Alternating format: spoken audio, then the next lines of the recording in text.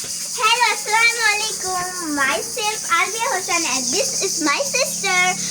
আজকের ব্লগটি হতে চলেছে ঈদ ব্লগ। আসেন আমি আপনাদেরকে কিছু প্রাকৃতিক গাছ দেখাই গাইস। অবশ্যই বলবেন আমার ড্রেসটা কিরকম লাগছে আর ব্যাগটাও।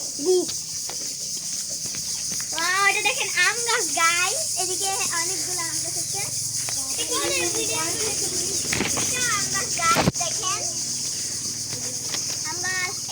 বড়ই গাছ আর এদিকে আসছে ক্যামেরাম্যান। এইগুলো হচ্ছে কলা গাছ গাইস, এগুলো কলা গাছ অনেক সুন্দর।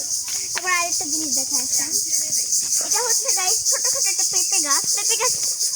এটার সাথে একটা কলা গাছও আছে গাইস। কলা গাছ না, দেখেন যে এখানে একটা ফল হয়ে দেখেন, এটা হচ্ছে পাপায়া, দেন এটা হচ্ছে কি জানি বাদাদা। আমি আপনাদেরকে আরো কিছু দেখাই। ওই দেখটা এটা এই পাতা, এটা হলো কি বলে পাথর। এটার উপর যদি এটা হচ্ছে এক ধরনের প্রাকৃতিক গাছ, এটা দ্বারা সবাই ঘর বানায়, এই গাছ দিয়ে সবাই ঘর বানায়।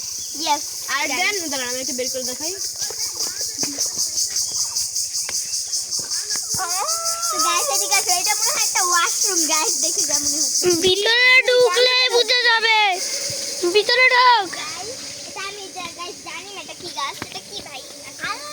সবেদা।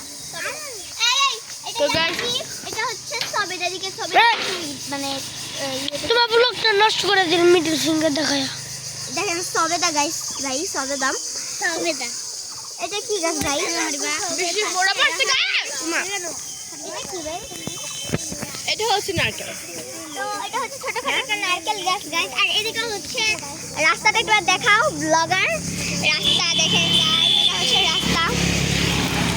রাস্তার এই সাইডে অনেক গাছপালা আছে গাইস।